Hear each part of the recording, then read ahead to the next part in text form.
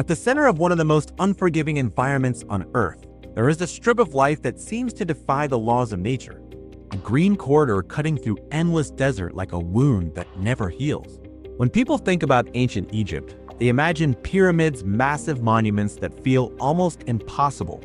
But the real story behind this civilization is far more brutal. Egypt was not born from conquest. It was born from exile. Around 10,000 years ago, North Africa was not a desert. It was a vast, fertile land filled with savannas, rivers, and enormous lakes. Animals roamed freely, and human groups lived scattered across this rich landscape. But that balance didn't last. The climate began to shift. Rainfall patterns changed. Vegetation slowly disappeared. The ground dried out, and over time, that paradise turned into a hostile wasteland. What had once been full of life became dominated by sand. This transformation didn't happen overnight, but it was unstoppable. Entire populations were pushed by hunger and thirst toward the only place where life still existed, the Nile River. This was Anta's strategic decision. It was a desperate escape. And in that narrow strip of fertile land, surrounded by one of the harshest environments on the planet, one of the greatest civilizations in human history began to emerge. The Nile wasn't just a river. It was everything. It provided life, but it also carried constant risk. Its floods could nourish the land or destroy everything. It was unpredictable, powerful, and demanded total adaptation. In the beginning, Egypt was divided into two very different worlds. To the south, a narrow valley surrounded by cliffs and rock formations. To the north, a wide, marshy region shaped by multiple river channels forming the delta. For a long time, these two regions developed separately, but gradually, the south began to dominate. Communities there grew faster, driven by trade and more advanced social organization. Cities like Nikata and Hierakonpolis became centers of power. These weren't just settlements. They were emerging political systems. Over time, they began competing with each other.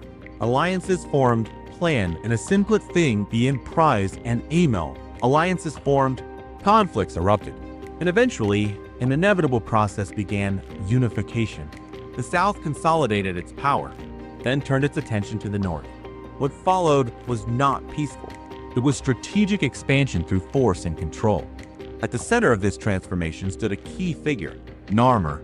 He was not just a military leader. He was the architect of a unified state.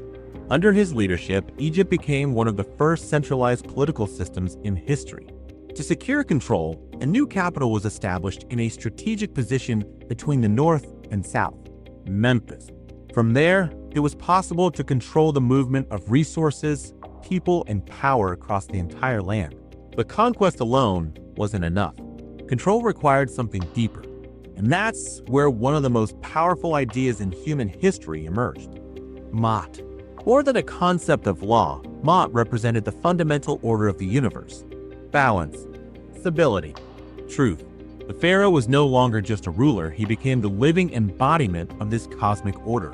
This created an incredibly efficient system of control. People believed that the stability of the world depended directly on the pharaoh. If he failed, everything would collapse. The sun might stop rising. The Nile might stop flooding. Chaos would take over. This belief reshaped society entirely. Taxes were no longer just economic obligations. They became essential acts to preserve the universe itself. To manage this system, a new elite class emerged. The scribes, they recorded information, calculated taxes, and organized agricultural production.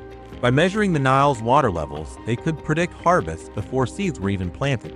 This allowed Egypt to build one of the first large-scale food management systems in history.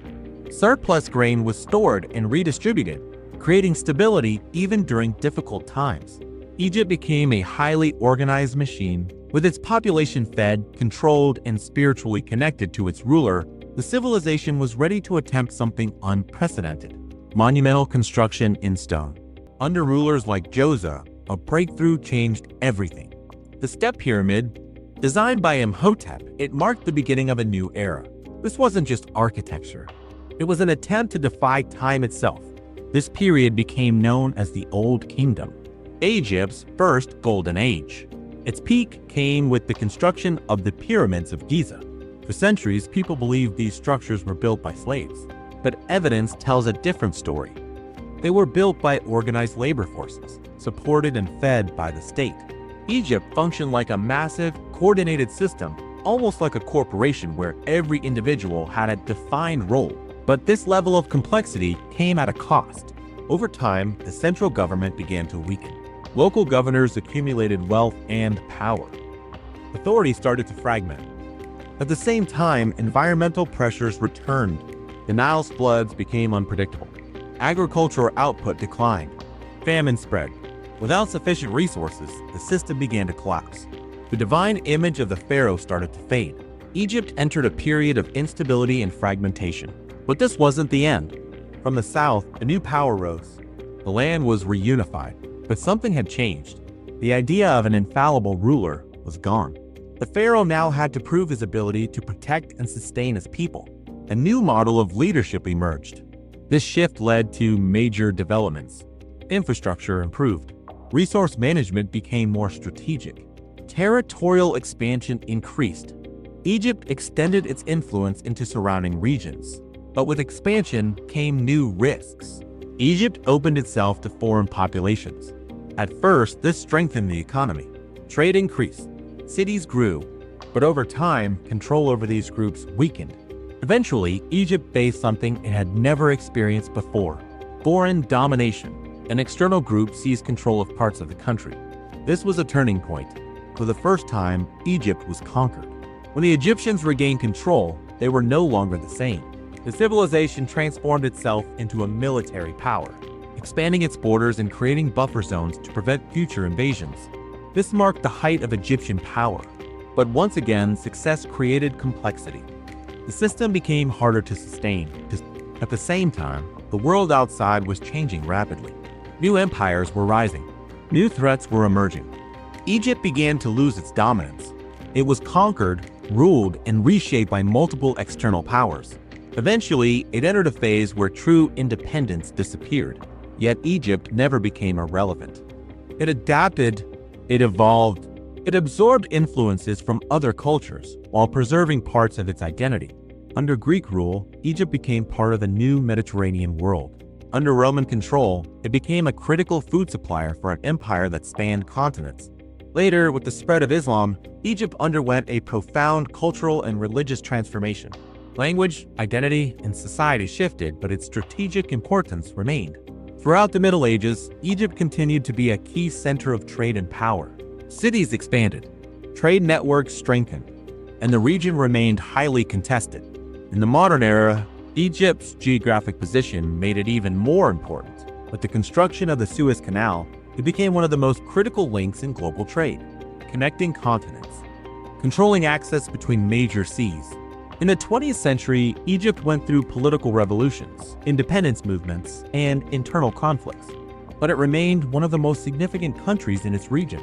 Today, Egypt is a nation of millions, with massive cities, a complex economy, and a global presence. But at the same time, it carries one of the most powerful legacies in human history. The pyramids still stand. The Nile still flows. And the story of a civilization born from survival continues to resonate. Egypt is not just a chapter of the past. It is proof of what humans can create under extreme pressure. A civilization that began as a desperate adaptation to a collapsing environment ended up shaping the course of human history. And in many ways, it still does.